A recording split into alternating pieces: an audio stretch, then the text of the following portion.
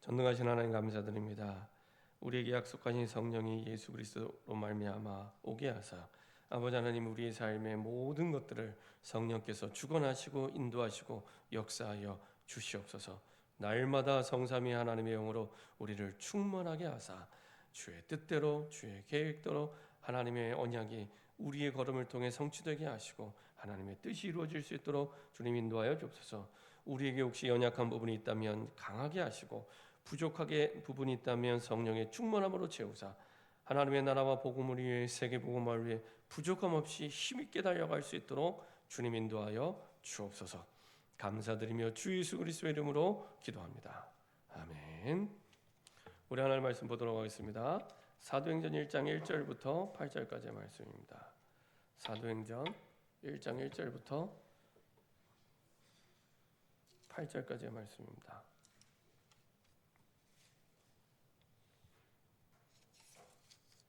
사도행전 1장 1절부터 8절까지의 말씀입니다.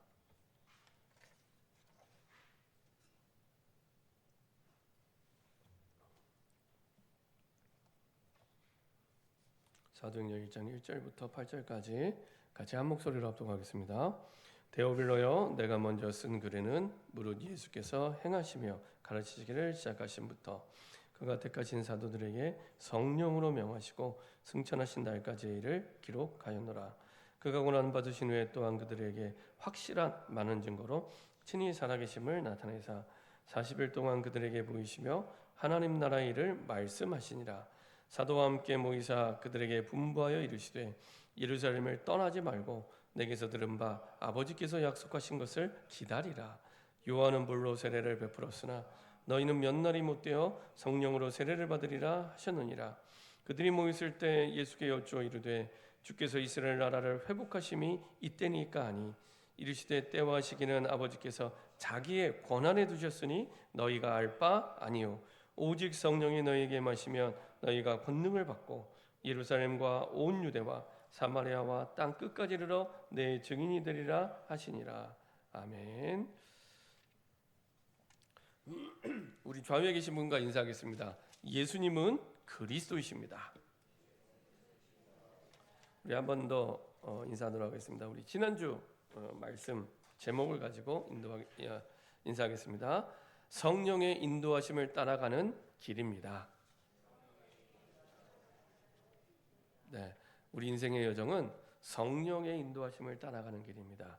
오늘 제목을 가지고 한 번 더 인사하겠습니다. 아버지의 약속하신 것을 기다리라.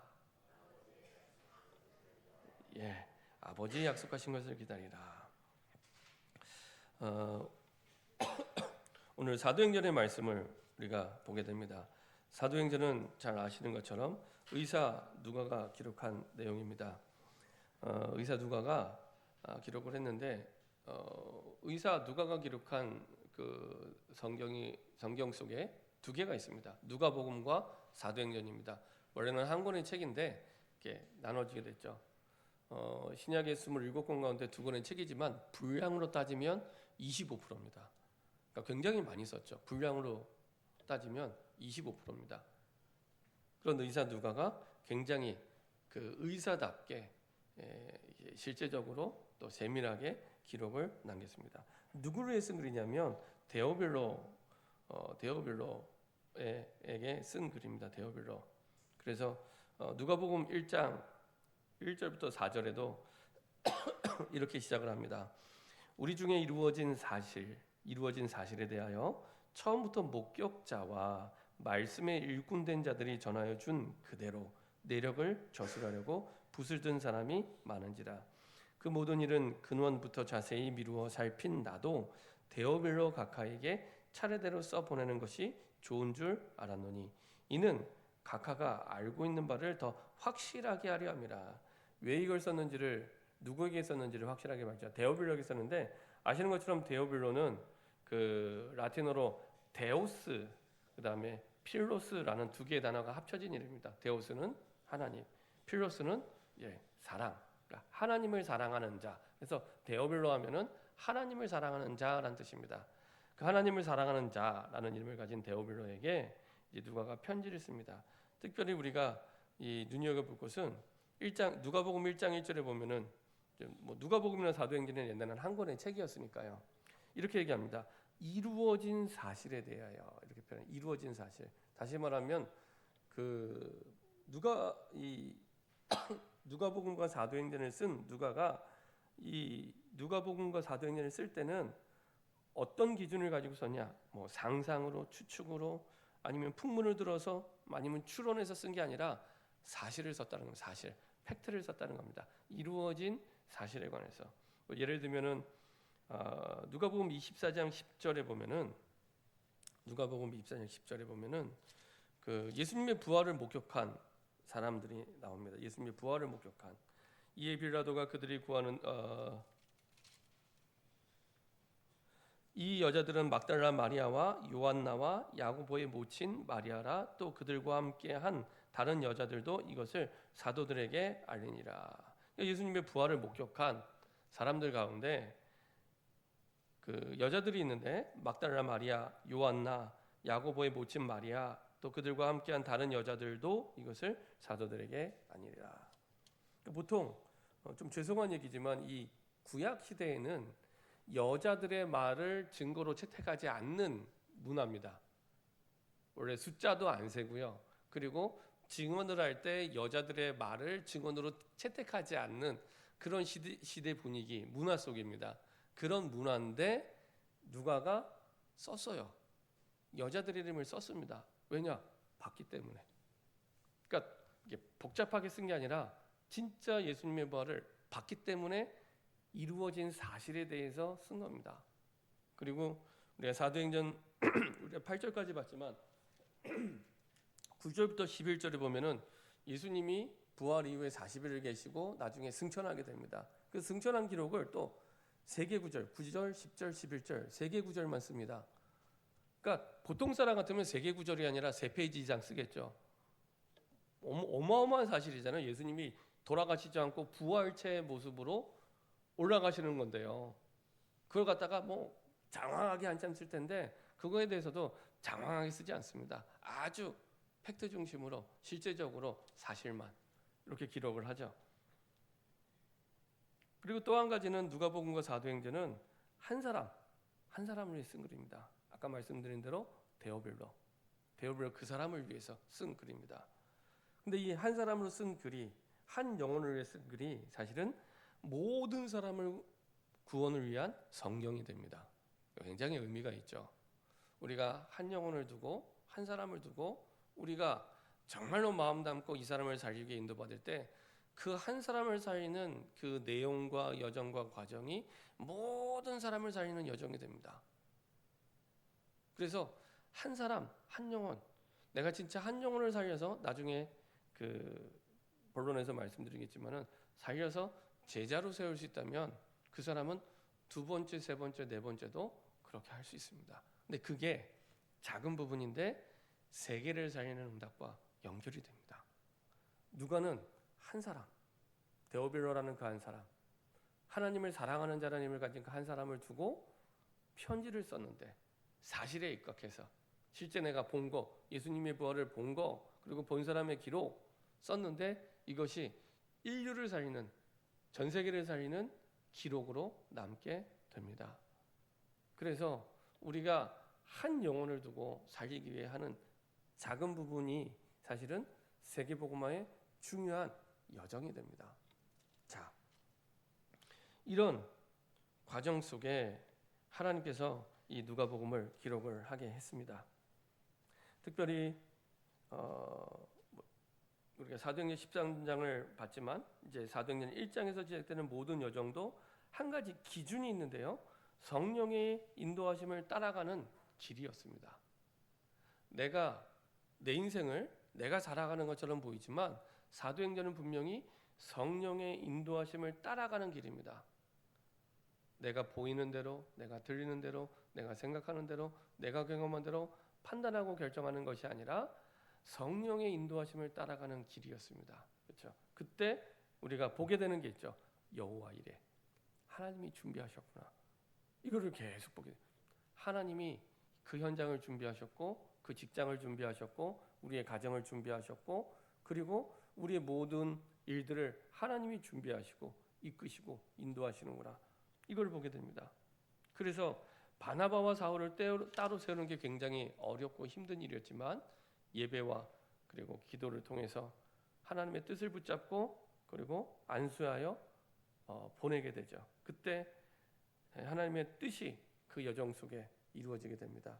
나중에 보니까 이것이 바울에게 처음 주셨던 언약 사도행전 9장 15절 그 언약이 성취되는 여정이었고요. 이방인들과 임금들과 그 세상의 총독들을 위해 세상 나라를 위해 하나님이 부르셨고 그대로 파송하셨고 그렇죠.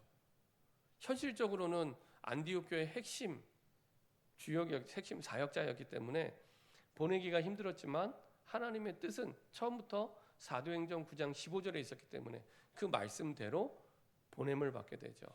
그리고 결국에 이것은 나중에 바울이 깨닫게 됩니다. 사도행전 19장 21절에 보면은 이 일이 있은 후에 내가 로마도 보아야 하리라 이렇게 고백을 합니다. 한 지역이 복음화 되는 것을 체험하고 나서 사도행전 1장 8절에 약속하신 그 언약의 여정 속에 가야 될 길을 점쟁이가 아니지만 확신하게 되죠. 미래에 일어날 일이잖아요, 로마. 근데 그거를 확신하게 됩니다. 내가 가야 될 길이 사도행전 1장 8절의 그 땅끝. 이전에는 서바나가 땅끝인 줄 알았는데 그 서바나 땅끝을 두고 꼭 거쳐가야 될 로마. 그 길을 알게 됩니다. 그렇죠? 그러니까 우리가 점쟁이가 아닌데도 하나님의 말씀을 믿고 확신하게 되면 미래에 우리가 가야 될 길도 보게 하세요. 그렇게 해서 그 길을 확신하고 가게 됩니다. 이 모든 것들이 처음 오늘 봤던 사도행전 1장 8절에 주신 약속대로 이루어지는 여정이었고 우리 모두의 여정도 마찬가지입니다. 우리 모든 여정도 우리는 현실의 그 단면 속에 계속 치열하게 살아가는데 하나님은 우리 일평생을 두고 사도행전 1장 8절의 여정 속에 걸어가게 하십니다. 그렇죠? 그래서 우리는 항상 사도행전 1장 8절이라는 예루살렘과 온 유대와 사마리아와 땅끝 그것을 염두에 두고 내가 어디까지 왔는가?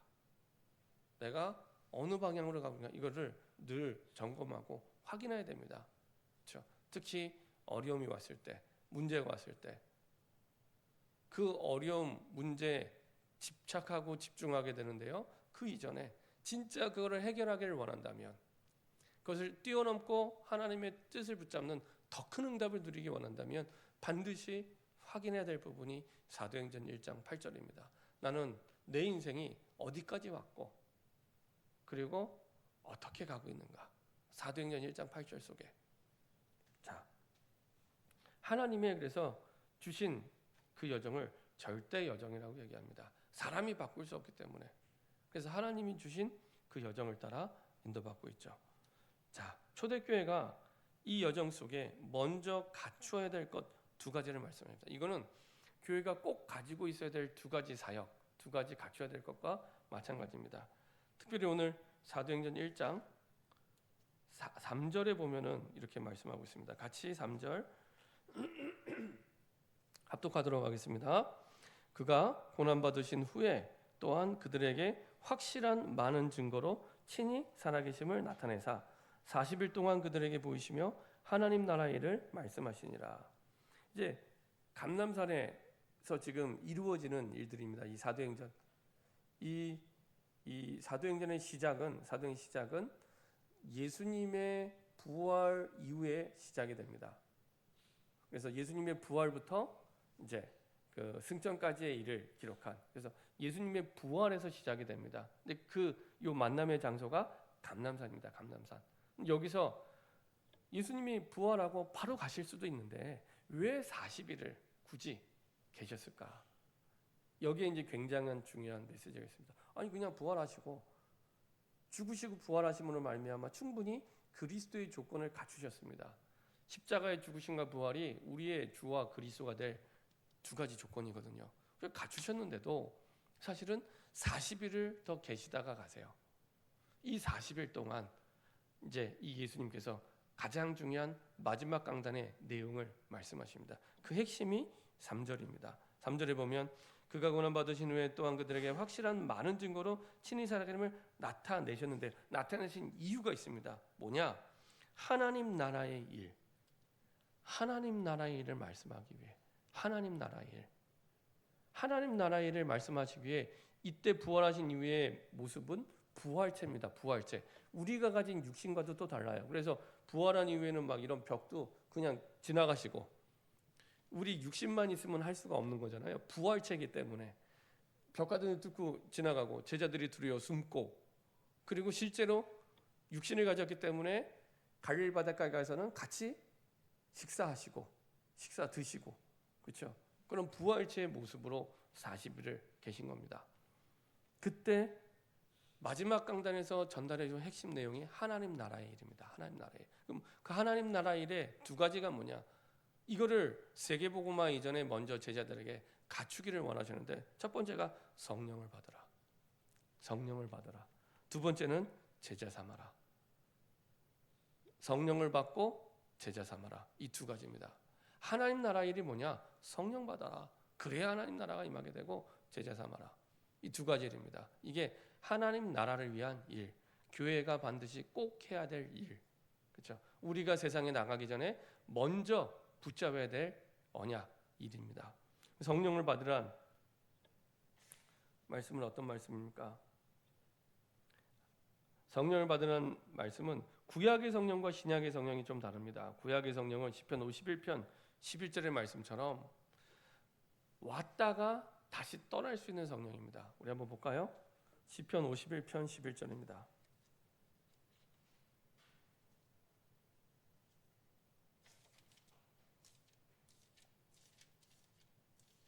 시편 51편 11절입니다.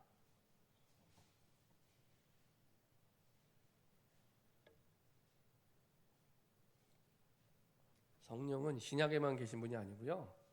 태초에 천지를 창조하실 때부터도 계셨고 구약에도 계셨고 역사하셨습니다. 자, 시편 51편 11절입니다. 같이 한 목소리로 합독하겠습니다. 나를 주 앞에서 쫓아내지 마시며 주의 성령을 내게서 거두지 마소서. 다윗이 죄를 지었을 때 이것을 왜 고백했을까요? 사울에게 있던 성령이 떠나갔거든요. 그래서 무당을 찾아가서 제사하고 나중에 정신병이 들려서 무너지는 걸 봤기 때문에 성령이 사울에게 임했다가 떠나갔어요. 구약의 성령은 성령이 오셨다가 떠나는 성령입니다. 신약의 성령과 다르죠. 그래서 다윗의 고백처럼 나를 주 앞에서 쫓아내지 마시며 주의 성령을 내게서 거두지 마소서. 다윗이 힘있고 능력이 아니라 성령께서 임하셨기 때문에 다윗의 모든 능력과 역사가 나타나게 되죠. 그래서 사무엘상 16장 13절에 보면은 사무엘이 다윗에게 기름 부음 받는 장면이 나옵니다. 그죠? 성령이 임하는 장면이죠. 기름 부음 받는 장. 그래서 다윗의 중요한 역사와 응답들은 그 사무엘상 16장 13절 이후에 나타나게 됩니다. 다윗이 찬양할 때 악신을 떠난 것도 사무엘상 16장 23절. 그리고 잘하는 것처럼 다윗이 그 골리앗을 넘어뜨리는 것도 사무엘상 17장. 그 모든 것들이 사실은 그 성령의 기름 부음이 있는 그 이후에 나타나게 되고 일어나게 됩니다. 다윗뿐만 아니라 구약에 있는 중요한 하나님의 일을 했던, 하나님의 역사를 일으켰던 모든 사람은 그렇습니다. 엘리야도 마찬가지였고요. 엘리사도 마찬가지입니다. 엘리사는 그 비밀을 알고 있었기 때문에 열왕기하 2장 9절부터 11절에 뭐라고 얘기합니까? 당신에게 있는 그 영감, 갑절의 영감을 내게 달라고, 내게 성령을 부어달라고 그 얘기를 하는 겁니다. 그렇죠? 그래서 구약의 성령은 오셨다가 떠나는 성령. 하지만 이제 신약의 성령은 좀 다릅니다. 요한복음 14장 16절 한번 보도록 하겠습니다. 요한복음 14장 16절입니다. 요한복음 14장 16절입니다.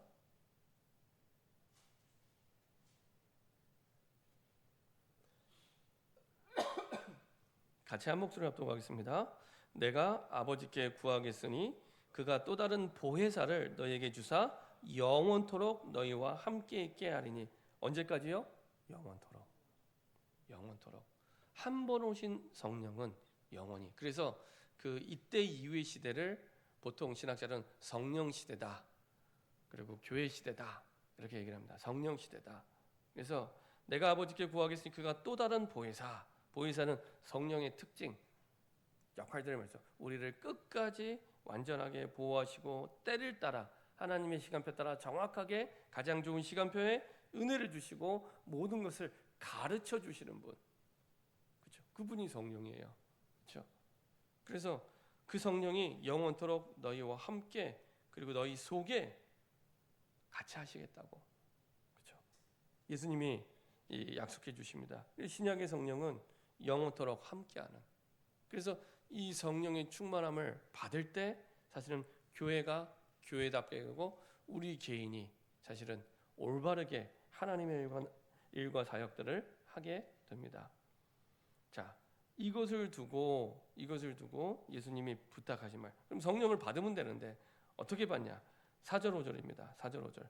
같이 한 목소리 합독하겠습니다. 사도와 함께 모이사 그들에게 분부하여 이르시되 예루살렘을 떠나지 말고 내게서 들은 바 아버지께서 약속하신 것을 기다리라.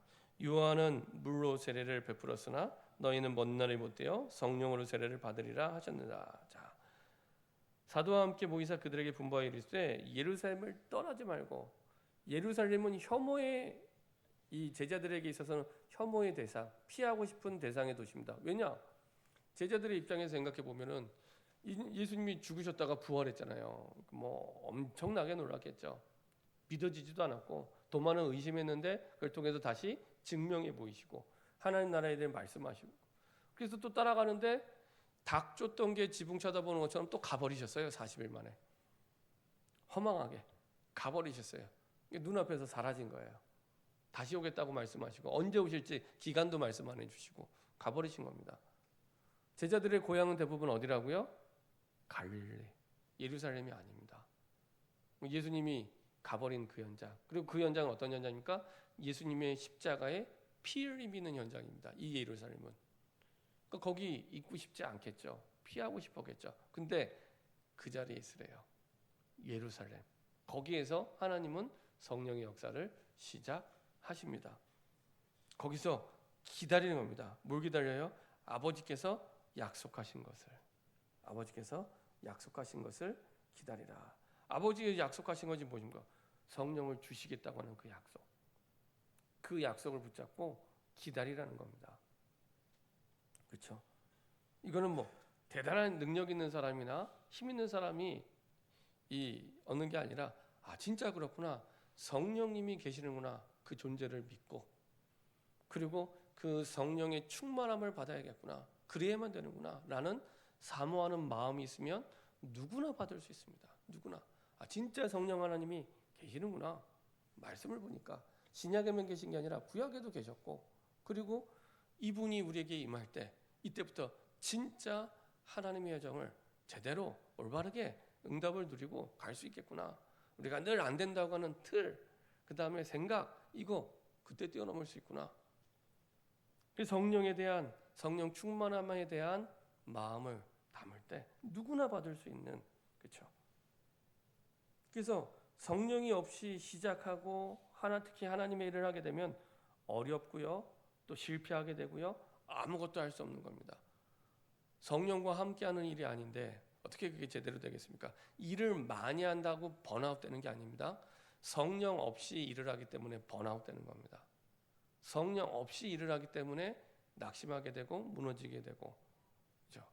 예, 일을 많이 하고 적게 하고 그게 기준이 아니라 정말 성령의 기름 부으심이 내게 있는가, 성령이 임하고 그 속에서 내가 하고 있는가, 이게 열쇠입니다. 그거 바르다는 겁니다. 그래서 세계복음화가 시급한데 당장에 세계복음화 안 보내고 기다리라고. 근데 우리가 뭔가 액션을 취하는 게 더 쉬워요. 기다리는 것보다. 기다리는 게 너무 힘든 거예요. 기다리는 게. 그래서 기다리지 않고 뭔가를 막 합니다. 근데 그때마다 우리가 경험하게 돼요. 어려워지고 실패하고 아무것도 할 수 없고 이런 일들이 자꾸만 일어나요. 특히 하나님의 일을 할 때는 더욱 그렇습니다. 하나님의 일을 하는데 어떻게 성령의 충만함을 받지 않고 어떻게 우리가 할 수 있겠습니까? 그렇죠? 그래서 우리의 가장 중요한 첫 번째 기도 제목은 성령의 충만함을 보더라고. 성삼위 하나님의 영으로 충만하도록. 이게요, 정말 우리가 모든 일 이전에 가져야 될 가장 중요한 기도 제목입니다. 그래야 우리가 지치지 않습니다. 그래야 우리가 제대로 할 수 있고 내 한계를 뛰어넘게 됩니다. 구약이든 신약이든 하나님의 일을 했던 사람은 똑같이 성령의 충만함 속에 그 일을 하게 되고 인도받게 되죠. 자, 누가복음 11장 13절 기도에 대해서 말씀하시면서 마지막에 이렇게 말씀하십니다. 구하는 자에게 성령을 주시지 않겠느냐. 그렇죠. 사도행전 19장 1절부터 7절 보니까요, 바울이 이 비밀을 알고 있었기 때문에 3차 전도여행, 바울에게 있어서 1차, 2차, 3차 가운데 가장 크라이막스가 되는 가장 큰 응답과 역사를 본 3차 전도여행에서 에베소 지역에 갔더니, 이방인 지역에 갔더니 물 세례는 들어봤는데 성령 세례를 못 들어봤대요. 그래서 성령 세례를 받으라고 먼저 얘기합니다. 한번 볼까요? 사도행전 19장입니다. 사도행전 19장입니다. 우리 1절부터 7절까지 한번 보도록 하겠습니다.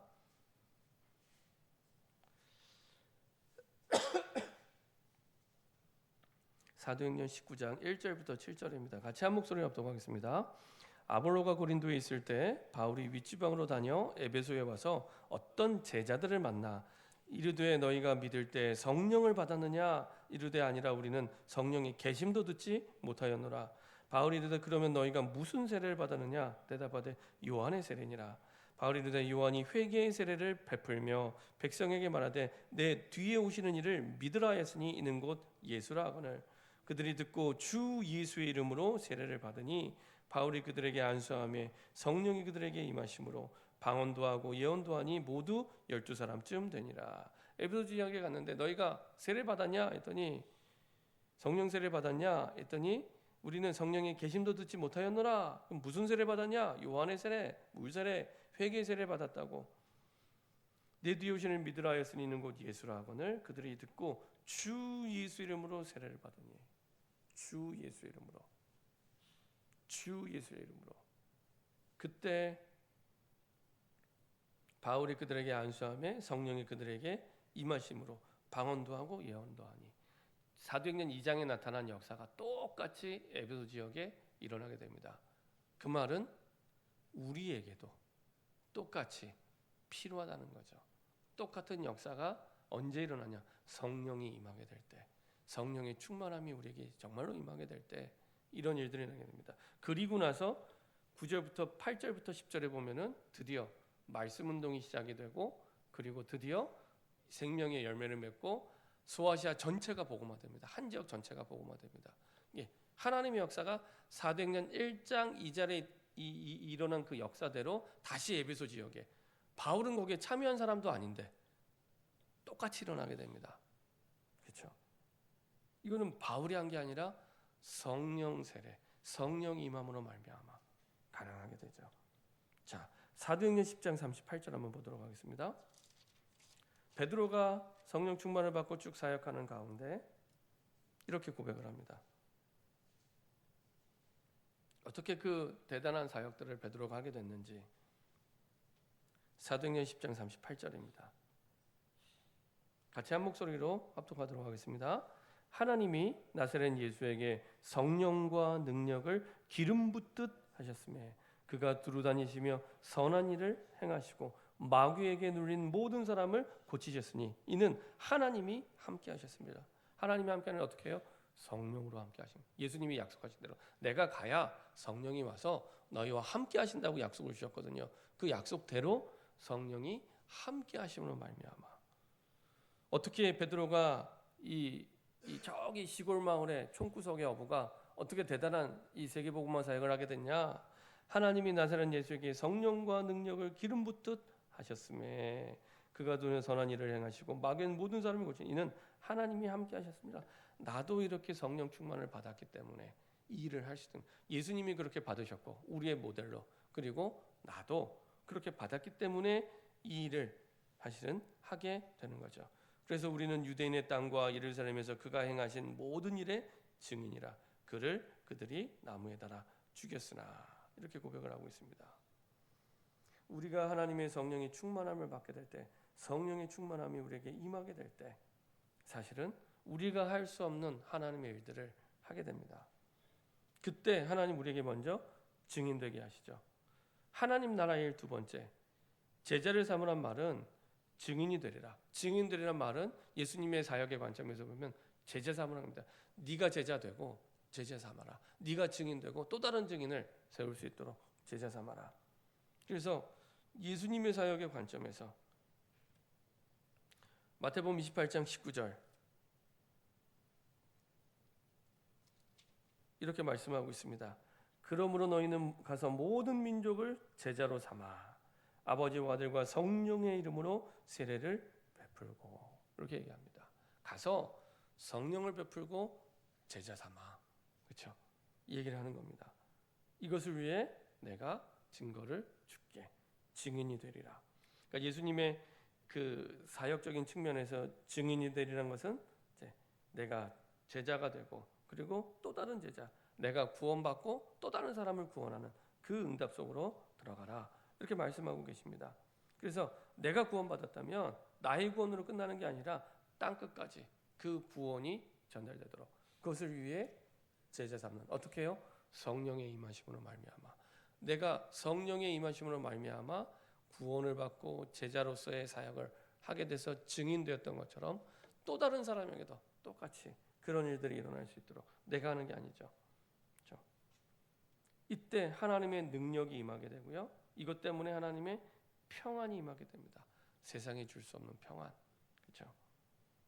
그래서 하나님의 약속대로 상상치도 못할 일들을 이때부터 하게 됩니다. 우리의 상상을, 내 틀 정도가 아니라, 내 생각 정도가 아니라 상상을 뛰어넘는 하나님의 역사와 응답을 누리게 됩니다.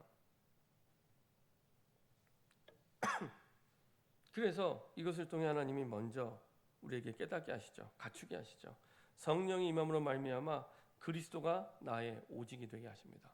그리스도가 나의 오직이 되게 하십니다. 이전에는 내가 귀로만 듣던 그리스도, 이 그리스도가 나의 오직이 돼요. 그렇지. 진짜 그리스도가 세상 살기 위해 하나님이 주신 최고의 내용이 그리스도구나. 그리스도밖에는 없구나 깨닫게 됩니다. 얼마 전에 우리 노예 목사님이 파키스탄 선교를 갔다 오셨어요. 2주 정도 갔다 오셨는데, 갔다 오셔서 이렇게 짤막하게 글을 올리셨는데 이런 말씀을 하시더라고요. 그 카톡에 이렇게 올리셨는데 사역 잘 다녀왔습니다. 파키스탄에는 복음이 필요합니다. 이렇게 글을 올리셨는데, 그 짧은 글인데 굉장히 이제 제 마음에 여운이 남는, 그래, 저 그 힌두교가 강한 나라잖아요. 이 인도랑 늘 싸우고 있는 저 나라에, 저 우상을 섬기는 나라에 가장 필요한 것이 사실은 복음이구나. 그냥 복음이 아니라 오직 복음. 이게 발견이 됩니다. 발견이 되고요. 그때 내 현장에 하나님의 통치가 이루어지는, 하나님의 나라가 임할 수밖에 없는 유일성의 응답, 내 상황, 틀 뛰어넘는 유일성의 응답이 내 현장이 되고요. 내 현장이 그런 응답의 현장이 되고요. 예루살렘이 그런 현장이 됐습니다. 제자들이 피하고 싶은, 정말로 예수님의 피를 흘렸던 그 혐오의 현장이 사실은 응답의 현장으로 바뀌기 시작합니다. 그리고 이 증인의 역사가 땅 끝까지 전달되는 재창조에, 완전히 이전에 없던 새로운 역사가 일어나게 돼. 재창조. 이전에 생각지도 못했던, 어떻게 핍박받는 예수의 제자들이, 그 사람들이 땅 끝까지 증인되는, 있을 수 없는 이런 일들이 일어나게 됩니다. 결론입니다. 우리가 하나님을 향하여 아버지의 약속하신 것을 기다리며 집중할 때 하나님 나라의 일 두 가지가 이루어지게 됩니다. 성령을 받게 되고, 그리고 제자를 세우는 그 축복 속에 내가 서게 됩니다. 자, 이것을 두고 우리의 밤 시간, 오늘 밤부터 해보세요.